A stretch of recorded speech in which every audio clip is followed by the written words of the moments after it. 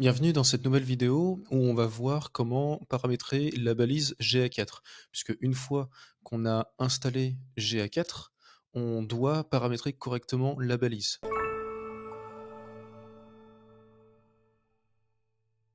Pour ça, on va aller directement dans flux de données. Ici, dans flux de données, on va aller dans le flux que l'on a créé auparavant.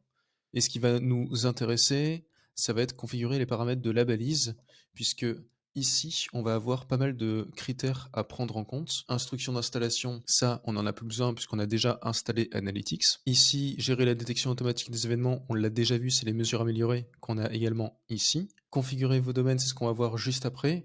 Et là, on a tout affiché. Il faut penser à vraiment dérouler cette partie-là, puisqu'on a pas mal d'infos qu'on doit traiter. Configurer vos domaines, qu'est-ce que c'est? C'est pour faire ce qu'on appelle du cross-domain tracking. Alors, c'est un nom qui fait un peu technique, mais c'est assez simple en soi. Qu'est-ce que c'est le cross-domain tracking? C'est le tracking multi-domaine. Par exemple, j'ai un blog et également un site e-commerce. Le blog draine du trafic et renvoie tout sur mon site marchand. Je voudrais lier les deux sites entre eux, faire comme si il n'en faisait qu'un seul. Et bien pour ça, je peux ajouter deux conditions.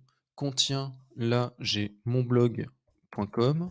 Voilà, on continue avec des noms de domaine assez créatifs. Et ici, on a mon site marchand.com. La condition pour que cela fonctionne, c'est que les deux noms de domaine doivent être dans le même flux de données. Pourquoi? Parce qu'on va se baser sur la décoration d'URL. Ça, c'est quelque chose dont on avait parlé dans la vidéo sur les différents éléments de suivi. Et dans les éléments de suivi, on avait parlé des paramètres d'URL. Eh bien, les paramètres d'URL sont utiles pour le cross-domain tracking. Pour ça, on doit sortir de ça. Donc, je vais ignorer les modifications.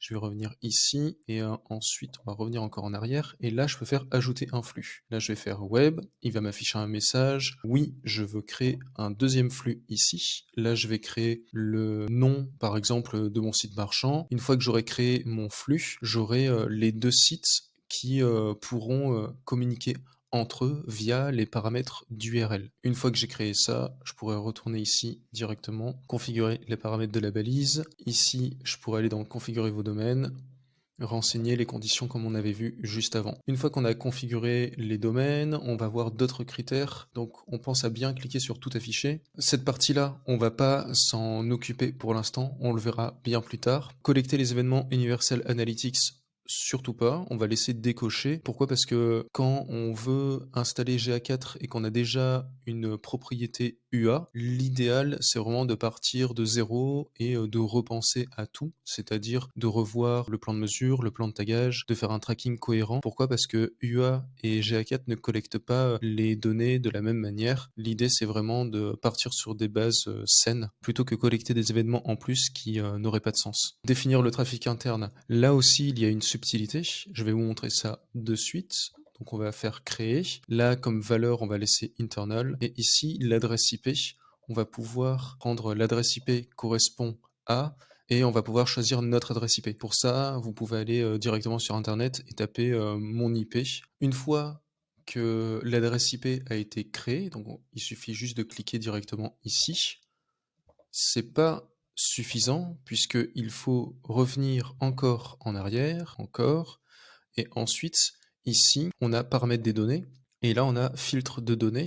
Le filtre du trafic interne va s'afficher ici. Donc moi, il n'est pas affiché parce que j'en ai pas créé, mais admettons qu'il est affiché, on aurait ce genre de page, et là, il y aurait marqué test. En fait, il faut penser à cliquer sur actif, puisque sinon, bah, ça fonctionne pas, tout simplement. Donc on a créé notre filtre d'adresse IP. Je sais pas pourquoi c'est affiché dans une autre fenêtre et il faut partir dans deux fenêtres avant. C'est pas forcément hyper intuitif, mais il faut penser à cette subtilité aussi. Je reviens dans flux de données, puisque c'est le cœur du sujet de cette vidéo. Et ici, on va revenir dans configurer les paramètres de la balise. Ensuite, on va aller faire dérouler tout affiché. Là, on a vu définir le trafic interne. Ensuite, on a répertorié les sites référents à ignorer. Ça, c'est intéressant. Pourquoi? Parce que si vous avez un site e-commerce et que vous avez un service de paiement tiers, donc un service de paiement externe comme PayPal, Stripe ou autre, vous devez renseigner ici le domaine du site référent contient et là, on va mettre par exemple paypal.com. Pourquoi? Parce que si un utilisateur est sur le point d'acheter un produit, il va confirmer le paiement, donc il va sortir du site pour, payer, via le service tiers, donc PayPal, et quand il va revenir sur le site, il sera considéré comme, un nouvel utilisateur, et pour l'identifier toujours comme le même utilisateur et donc la même session, on se doit d'exclure le domaine référent, donc que ça soit PayPal ou Stripe directement. Donc on peut faire ajouter une condition et là on peut rajouter stripe.com, mais il y a une évolution en plus sur GA4 puisque c'est constamment en évolution, c'est la possibilité de créer également des regex ici. Ça veut dire que là on peut mettre paypal.com ou donc on utilise un pipe, donc c'est une barre verticale et là, on peut renseigner stripe.com directement. Comme ça, ça nous évite, si on a par exemple 4 services de paiement, de rajouter 4 lignes à chaque fois. On met des pipes et c'est beaucoup plus minimaliste. Une fois qu'on a mis ça en place, on peut faire enregistrer. Et ensuite, on a ajusté le délai avant expiration de la session. Alors, qu'est-ce que c'est et à quoi ça sert? On va commencer par le bas, ce sera plus simple. Ajuster le timer pour la session avec engagement. Là, on a 10 secondes. Déjà, qu'est-ce que signifie cette ligne? Quand un utilisateur est engagé, ça veut dire qu'il est resté plus de 10 secondes sur la page, ou alors qu'il a cliqué sur une seconde page, ou alors qu'il a généré un autre événement comme un scroll à 90%, puisque si vous vous souvenez bien, les mesures améliorées, on a le scroll qui est automatiquement traqué à 90%, et ça va générer un événement, et donc du coup un utilisateur engagé. Cette partie-là, on peut également l'augmenter. Ça veut dire quoi? Ça veut dire que l'engagement utilisateur va descendre, puisqu'il y a des utilisateurs qui seront à 12 secondes qui vont quitter le site. Donc ça va faire descendre l'engagement utilisateur, mais ça va plus qualifier les utilisateurs engagés. Ça peut être une recommandation de passer de 10 à 20 secondes, par exemple. Après, le mettre à 1 minute, ça n'a pas de sens. Là, on est beaucoup trop dur avec les utilisateurs engagés. Mais 20 secondes, en tout cas, ça, c'est cohérent pour la suite. Ensuite, on a ajusté le délai avant expiration de la session. Qu'est-ce que ça veut dire concrètement? C'est quand un utilisateur est inactif pendant plus de 30 minutes, alors la session expire.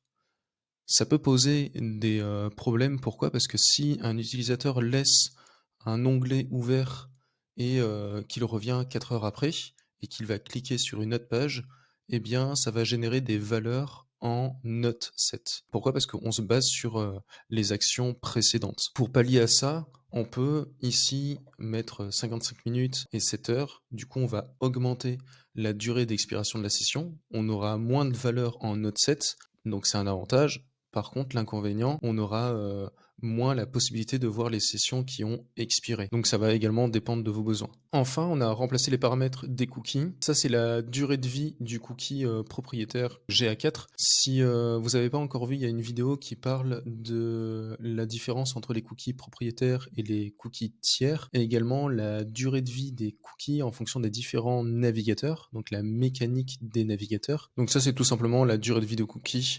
Par défaut, moi, je le laisse directement à 24 mois. Il nous reste quelques éléments, notamment dans paramètres des données. On a la collecte des données. Ça, c'est la partie Google Signal. On verra ça dans une autre vidéo, puisque on va parler également du seuillage et l'échantillonnage, et également ce que cela implique dans la partie identité pour le reporting. Donc ça fera l'objet d'une vidéo spécifique. On a conservation des données. Ça, c'est important et il faut en parler. On a conservation des données d'événements qui sont définis à 2 mois ou 14 mois. Si on a la conservation des données d'événements à 2 mois, ça veut dire que dans les rapports Explorer, donc ici on a rapport et ici on a Explorer.